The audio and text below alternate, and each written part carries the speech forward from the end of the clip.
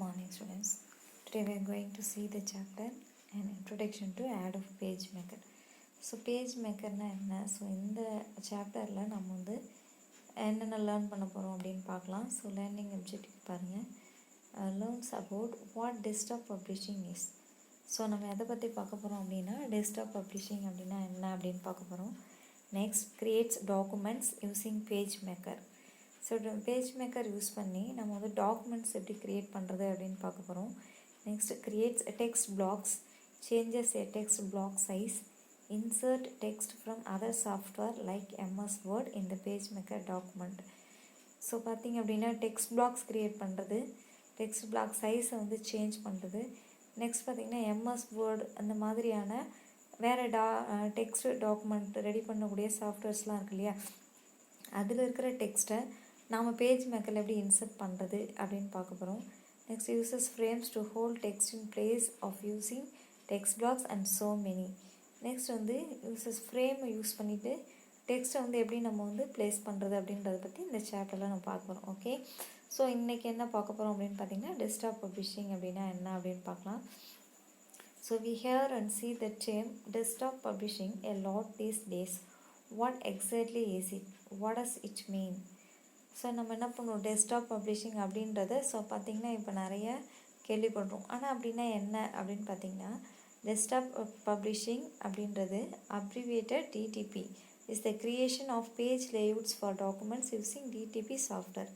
இந்த டெஸ்க்டாப் பப்ளிஷிங்கை வேறு எப்படி சொல்லுவாங்க அப்படின்னு பார்த்திங்கன்னா DTP அப்படின்னு சொல்லுவாங்க. ஓகே, ஸோ இதில் பார்த்திங்க அப்படின்னா நம்ம DTP சாஃப்ட்வேர்ஸை யூஸ் பண்ணி டாக்குமெண்ட்ஸ் க்ரியேட் பண்ணுறது, அந்த டாக்குமெண்ட்ஸ்க்கு பேஜ் லேஅவுட்ஸை வந்து நம்ம க்ரியேட் பண்ணுறது. ஓகே, ஸோ இதுக்கு தான் வந்து இந்த DTP சாஃப்ட்வேர்ஸை வந்து நம்ம யூஸ் பண்ணி டெஸ்க்டாப் பப்ளிஷிங்கை வந்து நம்ம யூஸ் பண்ண போகிறோம். ஓகே, ஸோ நிறைய பேர் கோர்சஸ்லாம் கம்ப்யூட்டர் கோர்சஸ்லாம் பண்ணியிருப்பீங்க DTP கோர்ஸ். ஓகேவா, சரி. Today there are several desktop publishing DTP software available in the market. So இப்போ பார்த்திங்க அப்படின்னா டெஸ்க்டாப் பப்ளிஷிங் அப்படின்றதுக்கு நிறைய சாஃப்ட்வேர்ஸ் வந்துடுச்சு.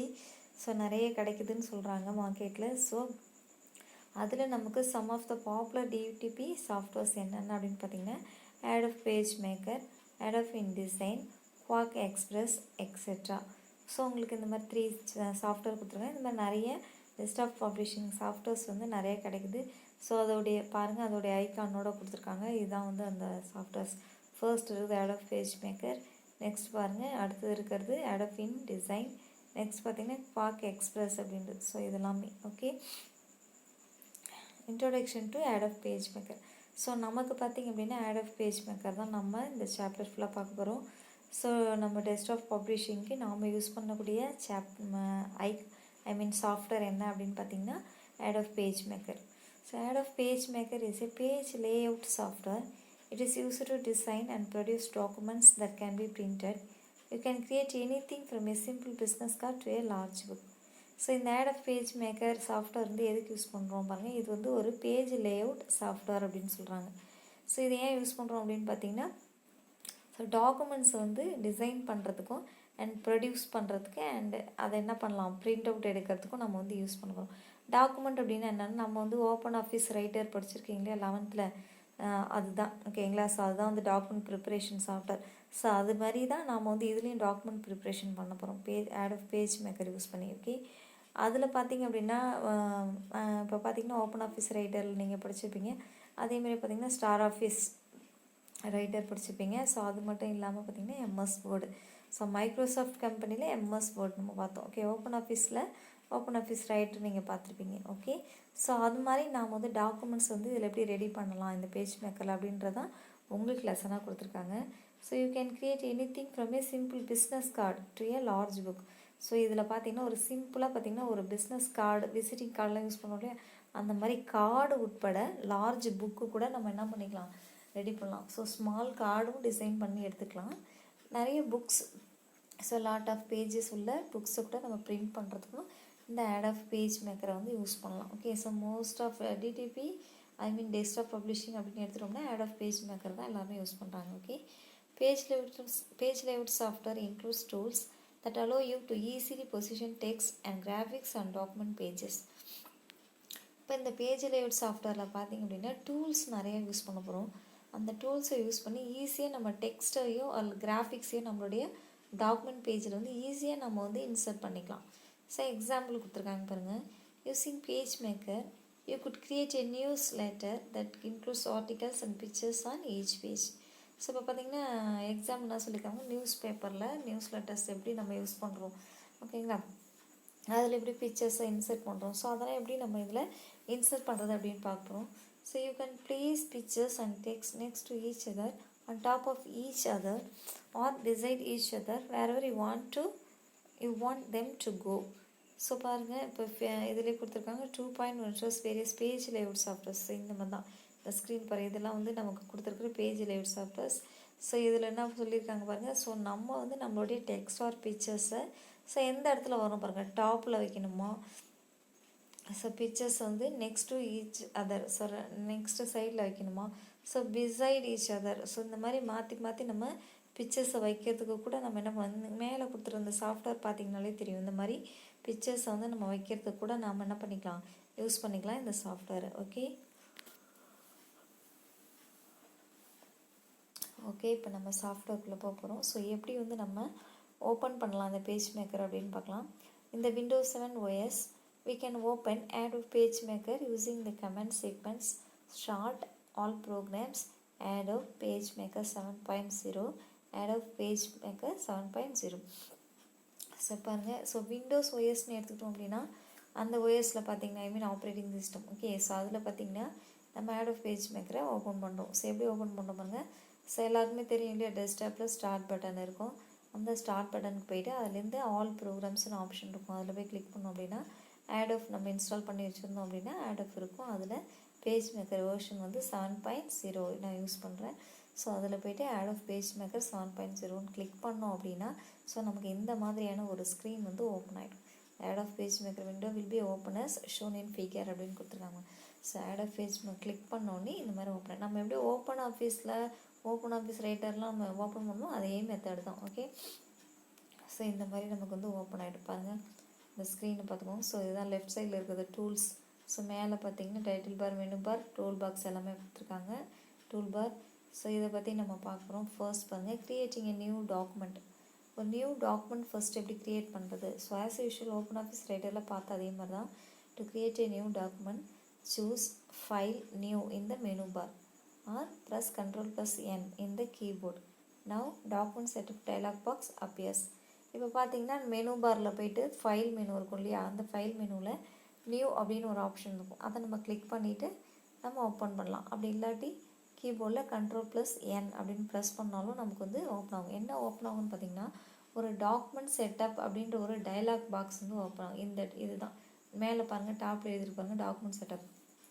இந்த மாதிரி ஓப்பன் ஆகுது இல்லையா, இந்த பாக்ஸ்க்கு நேம் என்ன அப்படின்னா டயலாக் பாக்ஸ் அப்படின்னு சொல்லுவோம். ஓகே, ஸோ இந்த மாதிரி டயலாக் பாக்ஸ் வந்து ஓப்பன் ஆகும். இந்த பாருங்கள். ஸோ இதில் வந்து இதுதான் வந்து டாக்குமெண்ட் செட்டப். இதில் பாருங்கள் page size, dimension, orientation, margins, இங்கே ஓகே, கேன்சல், இந்த மாதிரி பட்டன்ஸ் எல்லாமே இருப்பாங்க. ஸோ இதெல்லாம் வந்து நம்ம வந்து செட் பண்ணுவோம். அதுதான் இங்கே சொல்லியிருக்காங்க. Enter the appropriate settings of your new document இந்த document setup dialog box. Click on okay. So நமக்கு தேவையான செட்டிங்ஸ், நம்ம என்ன மாதிரியான டாக்குமெண்ட் ரெடி பண்ண போகிறோம், அதுக்கு தேவையான சைஸ் எவ்வளோ வேணும் அப்படின்றது எல்லாமே நம்ம இதில் செட் பண்ணிவிட்டு கிளிக் ஓகே கொடுத்துட்டோம் அப்படின்னா நம்ம பேஜ் அதுக்கேற்ற மாதிரி செட் ஆகிடும். ஓகே, இப்போ பாருங்கள் பேப்பருடைய சைஸுன்னு கொடுத்துருக்காங்களா இந்த இமேஜில், இந்த பிக்சரில் பாருங்கள். ஸோ இதில் லெட்டர் அப்படின்னு இருப்பாங்க. அந்த லெட்டர்ன்றது பேப்பருடைய சைஸ். நம்ம A4 ஷீட்டுன்னு சொல்கிறோம், அப்புறம் A3 சொல்கிறோம், லீகல் ஷீட்டுன்னு சொல்கிறோம் இல்லையா.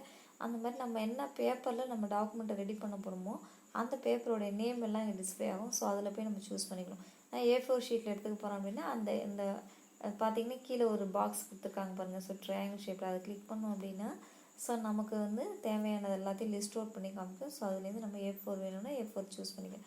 அதுமாதிரி டைமென்ஷன் எவ்வளோ வேணும் நமக்கு 8.5 × 11 inches கொடுத்துருக்காங்க.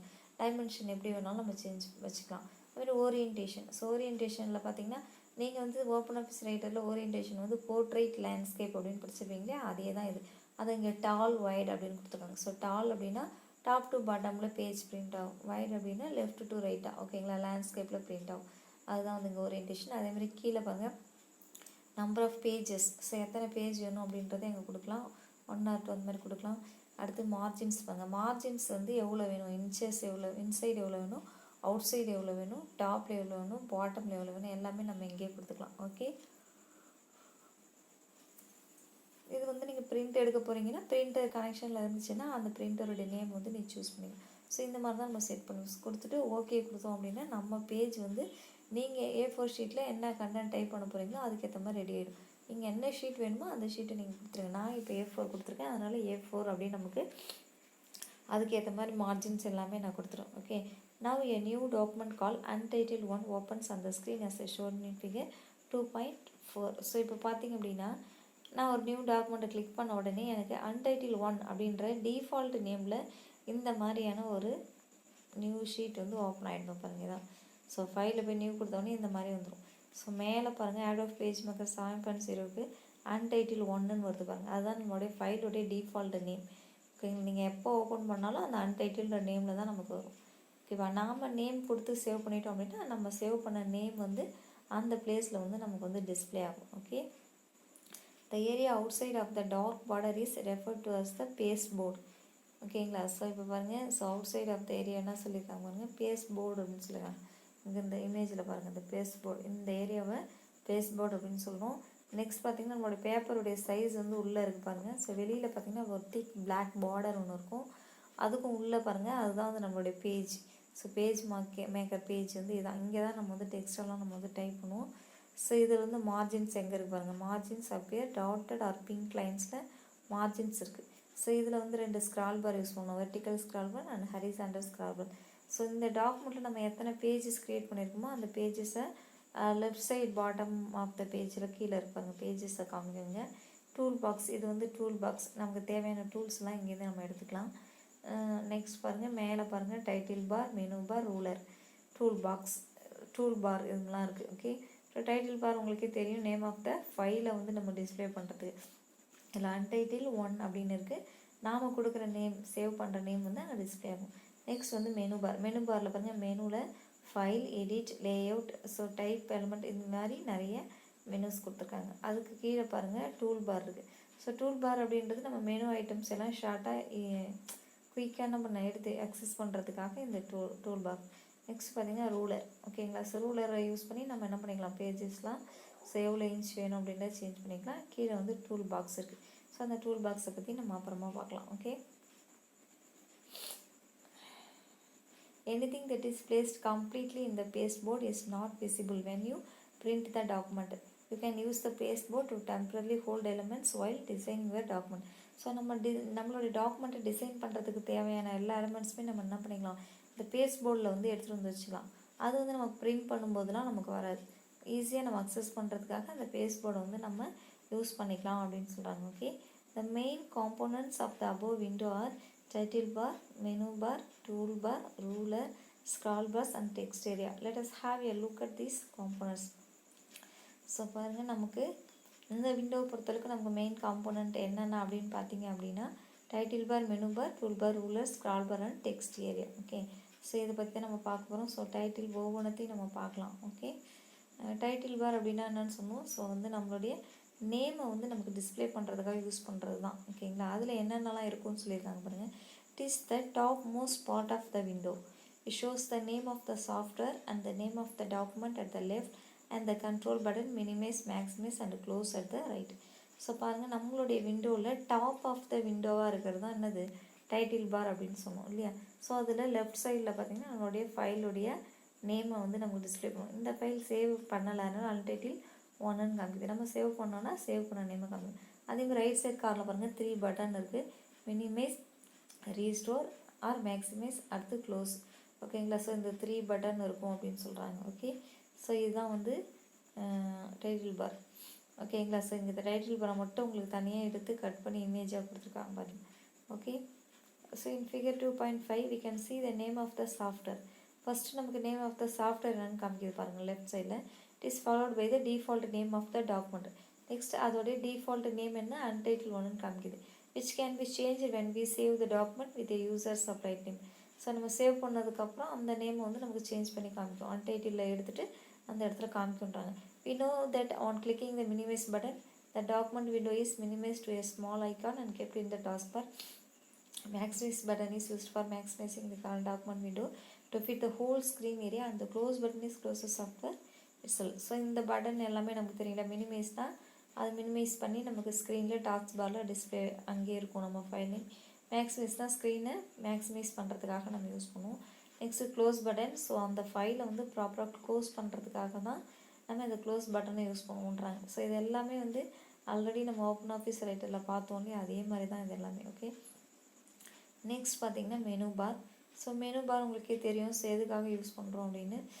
ஸோ பார்த்திங்கன்னா it contents of following menus. So இங்கே என்னென்ன மெனு இருக்குன்னு சொல்லி கொடுத்துருக்காங்க பாருங்கள் ஒவ்வொரு மெனுவாக.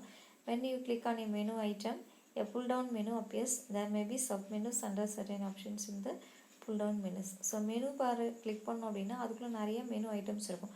ஃபார் எக்ஸாம்பிள் இப்போ ஃபைலை கிளிக் பண்ணோம் அப்படின்னா ஃபைலில் பார்த்திங்கன்னா நியூ, ஓப்பன், க்ளோஸ் இந்த மாதிரி ஆப்ஷன்ஸ் எல்லாம் இருக்கும். எடிட்டில் பார்த்திங்கனாலும் அந்த மாதிரி நிறைய ஆப்ஷன்ஸ் எல்லாமே இருக்கும், அண்டு ரீடு அந்த மாதிரி. ஸோ இந்த ஆப்ஷன்ஸ்லாம் நம்ம எதுக்காக யூஸ் பண்ணுறோம்?